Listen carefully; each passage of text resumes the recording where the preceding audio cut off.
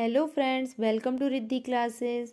चलिए हम लोग आज की क्लास शुरू करते हैं। आज का जो हमारा पहला क्वेश्चन है वो है, एक विद्यार्थी जो नियंत्रण के बाह्य अधिकारिता में विश्वास रखती है, परीक्षाओं में अपनी असफलता का कारण किसे बता सकती है।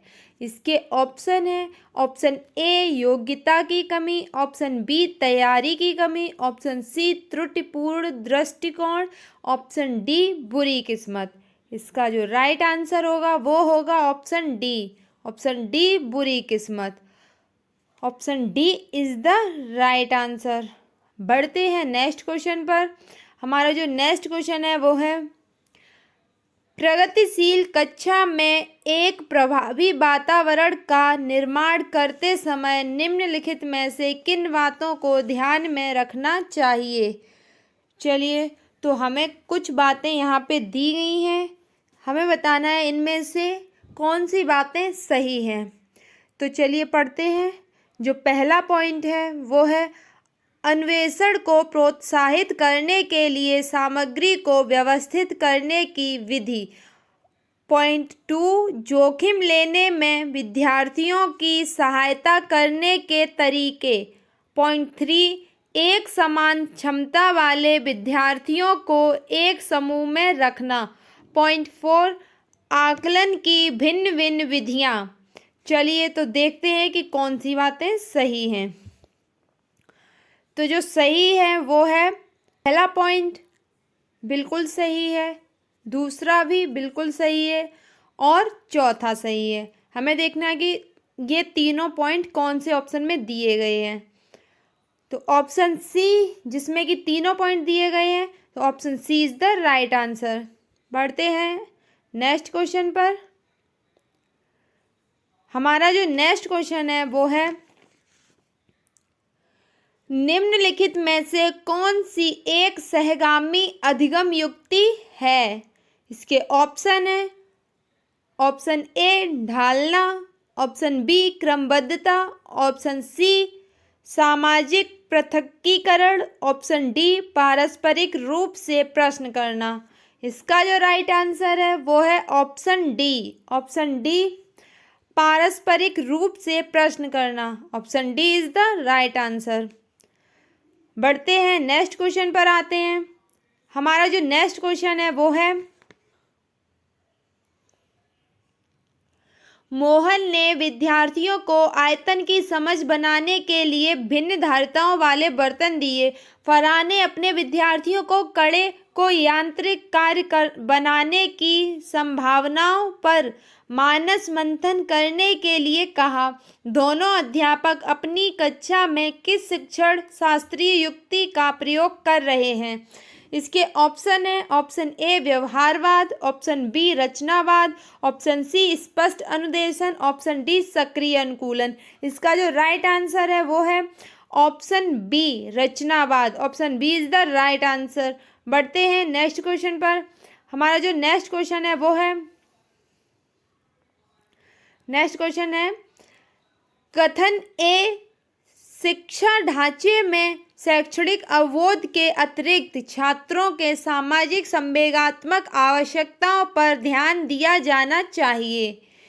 कारण आर संज्ञान में संवेग महत्वपूर्ण भूमिका रखते हैं। चलिए, दो ऑप्शन दिए गए हैं, दो पॉइंट दिए गए हैं, हमें बताना है कि इन दोनों में कौन सा सही है और कौन सा गलत है। तो चलिए, इसका जो राइट आंसर होगा वो होगा ऑप्शन ए। ऑप्शन ए, जिसमें ए और आर दोनों सही हैं और आर सही व्याख्या करता है ए की। तो इसका जो राइट आंसर है वो है option A. Option A is the right answer. बढ़ते हैं नेक्स्ट क्वेश्चन पर। हमारा जो नेक्स्ट क्वेश्चन है वो है, शैक्षणिक कार्यों में बच्चों द्वारा की गई त्रुटियों को समझाना निम्न में से क्या है। ऑप्शन ए केवल विद्यार्थियों की बौद्धिक क्षमताओं का आकलन करने में प्रासंगिक है। ऑप्शन बी शिक्षण प्रक्रिया में केवल शिक्षक की दक्षता का पता लगाने के लिए प्रासंगिक है। ऑप्शन सी शिक्षण के साथ साथ सीखने की प्रक्रिया को समझने के लिए प्रासंगिक है। ऑप्शन डी ऑप्शन डी है शिक्षण या सीखने से संबंधित किसी भी क्षेत्र के लिए प्रासंगिक नहीं है। इसका जो राइट आंसर होगा वो होगा ऑप्शन सी। ऑप्शन सी शिक्षण के साथ साथ सीखने की प्रक्रिया को समझने के लिए प्रासंगिक हैं। Option C is the right answer. बढ़ते हैं नेक्स्ट क्वेश्चन पर आते हैं। हमारा जो नेक्स्ट क्वेश्चन है वो है, चलिए जो हमारा नेक्स्ट क्वेश्चन है वो है, निम्न में से समालोचनात्मक चिंतन में क्या शामिल है। इसके ऑप्शन है, इसमें 3 बातें कही गई हैं, हमें बताना है कि कौन सा सही है। तो चलिए जो पहला पॉइंट है वो है परासंज्ञान, पॉइंट 2 विश्लेषण, पॉइंट 3 मनन। तो तीनों ही सही हैं। देखना हमें ये है कि तीनों ही पॉइंट कौन से ऑप्शन में दिए गए हैं। तो पहला ऑप्शन है जिसमें कि तीनों ही पॉइंट दिए गए हैं, तो हमारा जो राइट आंसर होगा वो होगा option A. Option A is the right answer. बढ़ते हैं नेक्स्ट क्वेश्चन पर आते हैं। हमारा जो नेक्स्ट क्वेश्चन है वो है, चलिए जो हमारा नेक्स्ट क्वेश्चन है वो है, अनीता जो कि 4ठी कक्षा की अध्यापिका है, अपनी कक्षा में एक ऐसी स्थिति का सामना कर रही है जहां कई विद्यार्थी पढ़ाए जा रहे विषय में उकताहट महसूस कर रहे हैं। इस स्थिति में उसे क्या करना चाहिए। इसके ऑप्शन है, ऑप्शन ए इन विद्यार्थियों की अनदेखी करें और उसी विषय वस्तु को पढ़ाना जारी रखें। ऑप्शन बी इन विद्यार्थियों को दंडित करें और इसकी सूचना उनके माता पिता को दें। ऑप्शन सी पाठ के विषय वस्तु और पढ़ाने के तरीके पर पुनः चिंतन करें। ऑप्शन डी मान लें कि ये विद्यार्थी सीखने के लिए सक्षम नहीं है। इसका जो राइट आंसर होगा वो होगा ऑप्शन सी। ऑप्शन सी पाठ के विषय वस्तु को पढ़ाने के तरीके पर पुनः चिंतन करें। Option C is the right answer. बढ़ते हैं नेक्स्ट क्वेश्चन पर आते हैं। हमारा जो नेक्स्ट क्वेश्चन है वो है, किसी अध्यापक को अपने विद्यार्थियों को किसी कार्य के लिए आंतरिक रूप से प्रेरित करने के लिए क्या कहकर प्रोत्साहित करना चाहिए।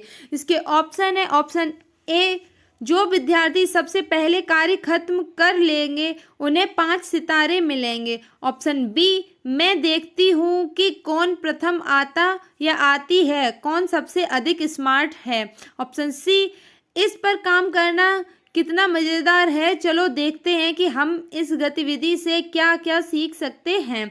ऑप्शन डी वे विद्यार्थी जो जल्दी इस काम को पूरा नहीं करते हैं उन्हें खेल के सन में खेलने नहीं जाने दूंगी।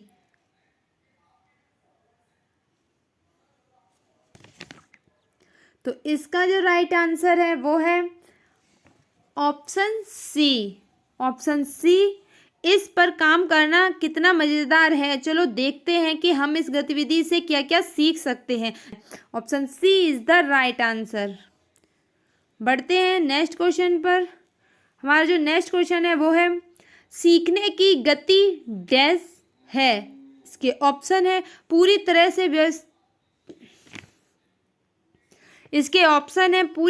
से व्यक्तिगत कारकों पर निर्भर। ऑप्शन बी पूरी तरह से पर्यावरणीय कारकों पर निर्भर। ऑप्शन सी व्यक्तिगत और पर्यावरणीय कारकों की पारस्परिक क्रिया पर निर्भर। ऑप्शन डी व्यक्तिगत और पर्यावरणीय कारकों दोनों से स्वतंत्र। इसका जो राइट आंसर है वो है ऑप्शन सी। ऑप्शन सी व्यक्तिगत और पर्यावरणीय कारकों की पारस्परिक क्रिया पर निर्भर। Option C is the right answer. चलिए आज हम लोग इतने क्वेश्चन करेंगे। अगर आपको ये वीडियो पसंद आई हो तो वीडियो को लाइक कर दें, शेयर कर दें, चैनल को सब्सक्राइब कर दें और बेल आइकन को भी प्रेस कर दें, जिससे कि आपको मेरी वीडियो के सारे नोटिफिकेशन मिलते रहें। चलिए आज के लिए इतना ही। Okay bye bye, take care, thank you.